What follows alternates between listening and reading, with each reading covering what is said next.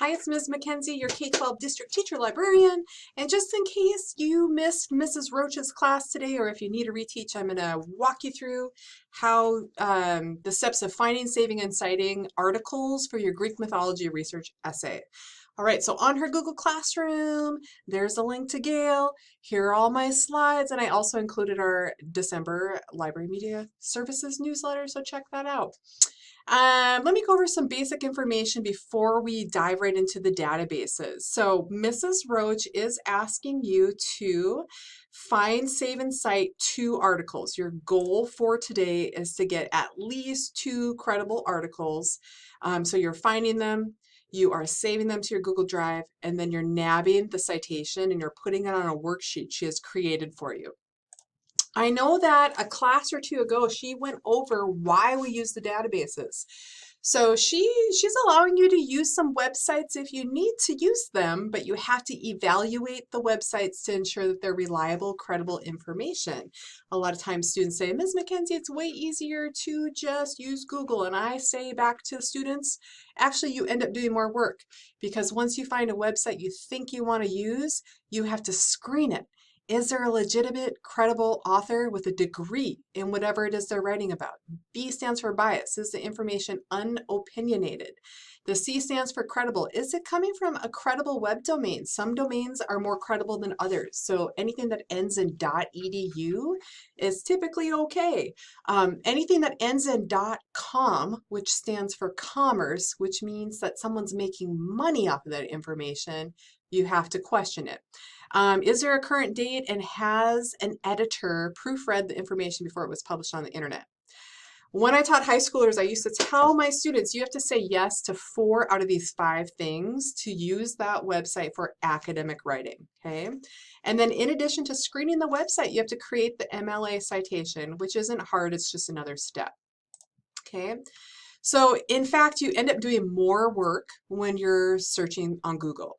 And also Google sources, I love this image because when you're searching Google, it's kind of a superficial, light search. And as we're diving into academic research writing, we want to start moving to the meatier, more sophisticated source material, okay? Authoritative sources. When you're pulling an article from the databases, a professional has already pre-screened that information and deemed it appropriate or okay for academic purposes, okay? So my new tagline is, you can use some Google, but you better also be using Gale, okay? We need you to know how to use both. That's a college and career readiness skill. All right, research is a cyclical process, and really we are just on step 3 of locating and accessing information today. And I'm going to take you into the databases and show you particularly how to use the Control F function. Okay, so to get to the databases, I have a bubble right here or a link right there, but it is good to know how to get there from our school district website. So from the website, you will click Menu, Library and Media Services, and then Gale Databases. You have to go through our school district website and access our Gale link that way. You can't just Google Gale, okay? You have to use the link that's attached to our school district.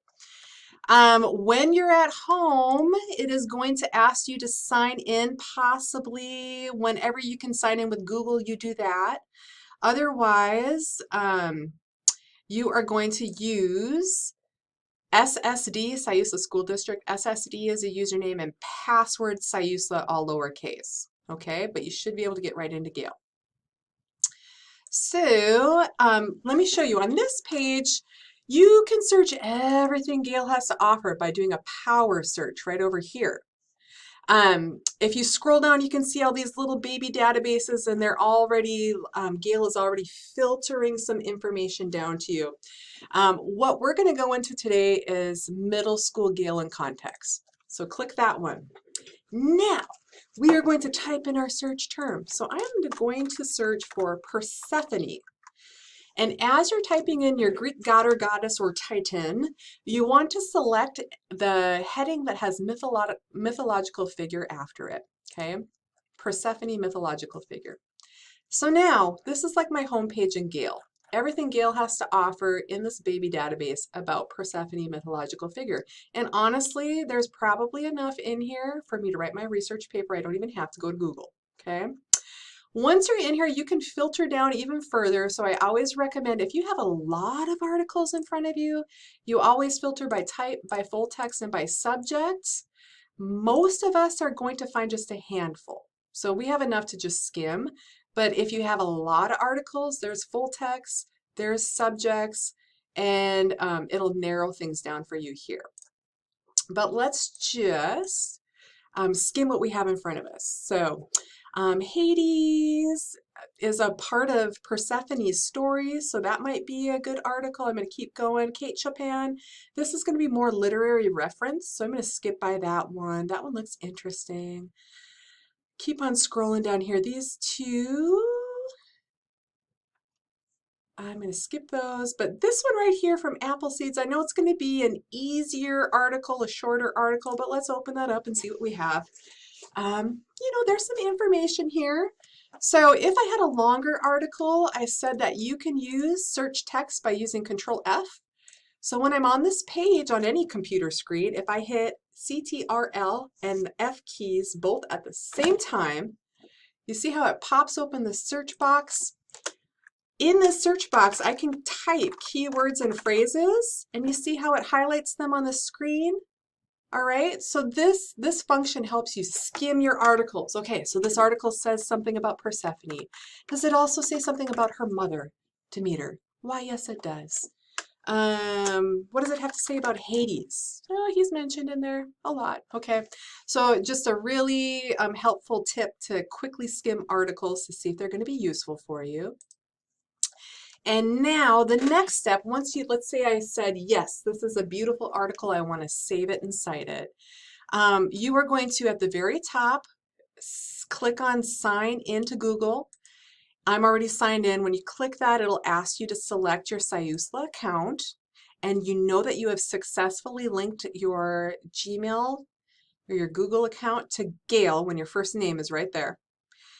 And then to zip this article into our drive, you can do it a couple of different ways, but we're going to just use this button right here, send to Google Drive, and then OK. So your next step is to actually go to your Google Drive and make sure that the article's saved, because sometimes our computers glitch out. And you'll see you have a magically beautiful created bright orange folder, Gale in Context Middle School. That's the baby database we were just in. And here's that article that I just zipped over there, okay? So this research article has been,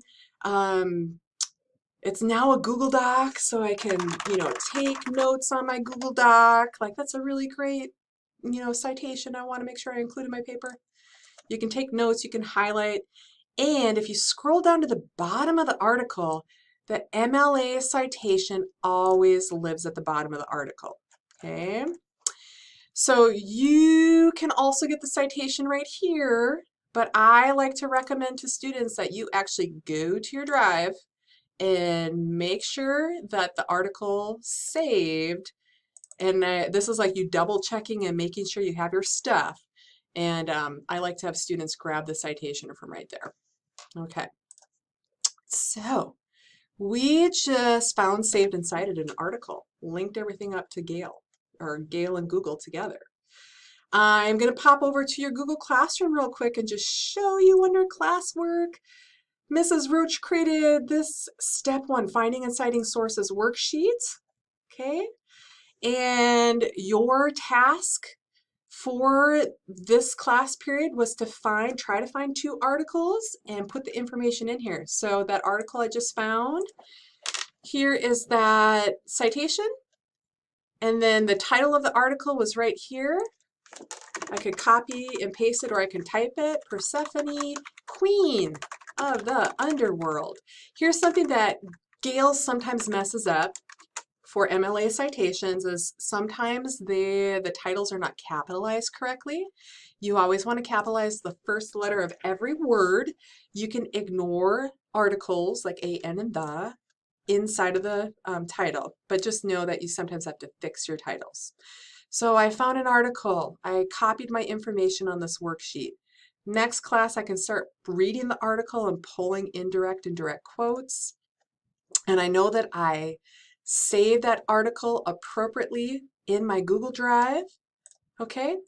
And Mrs. Roach is just asking you to do that once and asking you to do it a second time.